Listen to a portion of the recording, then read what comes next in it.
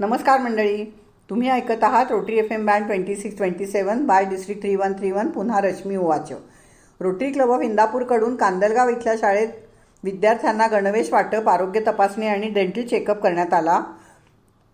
Book launch celebrated by RCP central. Name is Ulta Pulta thinking, written by treasurer Rotarian असीम.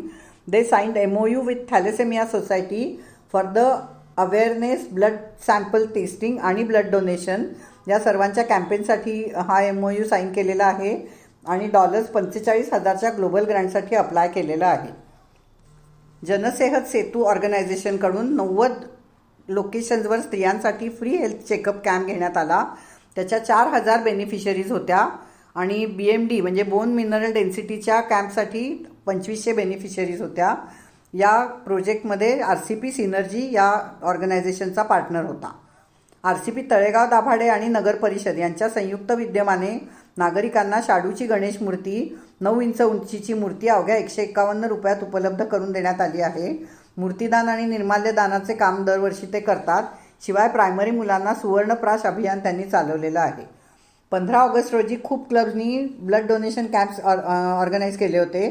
ते clubs असे आहेत: आळेफाटा, कुरकुम आणि दौंडने एकत्र केलेला आहे. मोशी इथे डायनामिक भोसरी आणि RCP कॉस्मोपॉलिटन यांनी एकत्र केलेला आहे. RCP सहवास, RCP वेस्ट एंड, आपले सिनियर रोटेरियन मधुभाऊ राठी यांचाच RCP सेंट्रलने वाढदिवस ब्लड डोनेशन कॅम्पने सेलिब्रेट केला. RCP हिलसाईड आणि RCP युवा यांनी हातवे गाव विजेसाठी संपूर्ण स्वयंपूर्ण केलेलं आहे सौर ऊर्जेच्या मदतीने आणि त्याच्या माध्यमातून. यासाठी त्यांनी 1,60,00,000च्या ग्लोबल ग्रँटचा आधार घेतलेला आहे. त्याचा हा प्रोजेक्ट झालेला आहे. RCP वेस्ट एंडने 150 फळझाडं लावली. थॅलेसेमिया अवेअरनेसचा प्रोग्राम घेतलेला आहे RCP सेंट्रल, RCP पुना आणि downtown. Rotary club of बेलमांडो Gahunje यांनी ब्लड डोनेशन कॅम्प घेतलेला आहे आणि औंध इथल्या 10वीच्या मुलांना एज्युकेशनल ॲपचं वाटप केलेलं आहे. मनसर रोटरी क्लबकडून जिल्हा प्राथमिक शाळेला प्रोजेक्टर, वह्या, पुस्तकं आणि लेखन साहित्याचं वाटप करण्यात आलं. 30 ऑगस्टला डेक्कन जिमखाना क्लबने आय डोनेशन अवेअरनेस करता एक रॅली ऑर्गनाईज केलेली आहे आणि त्यांनी क्लब्सना सिनर्जीसाठी अपील केलेलं आहे. क्लबची पर एंट्री 5,000 रुपये त्यांनी चार्ज केलेले आहेत. कॉन्टॅक्ट करू शकता. RCP साऊथकडून वाझे इथल्या दुर्गम भागातल्या आदिवासी शाळेला संगणक कक्षाचं हस्तांतरण करण्यात आलं. तसंच याच क्लबने व्यंकटेश विद्यालयाला पत्रे बसवलेले आहेत, ज्या प्रोजेक्टची कॉस्ट आहे 25 लाख रुपये. आशा सेविका आणि अंगणवाडी सेविकांसाठी ट्रेनिंग कॅम्प घेतलेला आहे RCP हडपसरने. त्यांनी तो आयोजित केला होता आणि 95 बेनिफिशरीज होत्या. कळंबोली इथलं पनवेल सनराईजकडून 100 गरजू विद्यार्थ्यांना आयडियल स्टडी ॲपचं वाटप करण्यात आलं.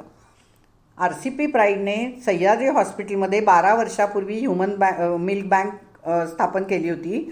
त्याचा गेल्या 12 वर्षातला आढावा असा आहे की आजूबाजूच्या 25 ते 30 साधारण वाघोलीपासून हॉस्पिटल्समधून मिल्क गोळा केलं जातं आणि दरवर्षी 2,000 मुलांना या मिल्क बँकमुळेच लाईफ सपोर्ट मिळतो.